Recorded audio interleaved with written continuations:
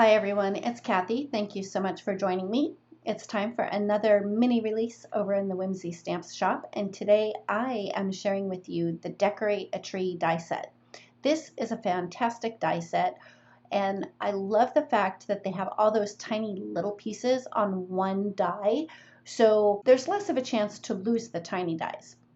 There are a total of 12 dies in the set, but if you cut everything out, you get a total of 45 die cuts.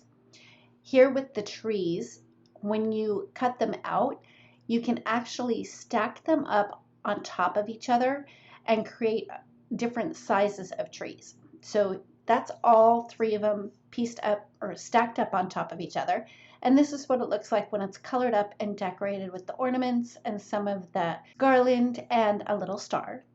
I do have a couple of samples to share with you, and for this one I just used 2 layers of the tree and decorated it with the candles as well as the other garland. The background paper is from the new Surreally Cool Christmas paper pack, and I thought I needed to add a little woodland animal, so I used the little bear from the Into the Woods Animal Tiles stamp set.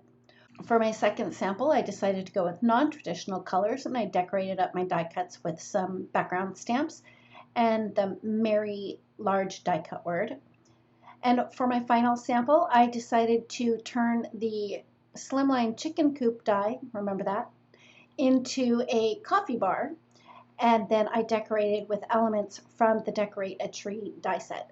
I do have a video posting a little bit later today sharing how I created this particular card.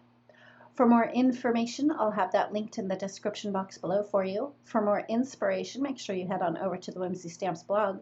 We'd love to have you follow us over on Instagram and join our Facebook group. Thanks again for watching. If you like this video, please give it a thumbs up. If you've not yet subscribed, we'd love it if you would. And don't forget to ring the bell so you're notified every time a new video is posted. Thanks again, and we'll see you next time.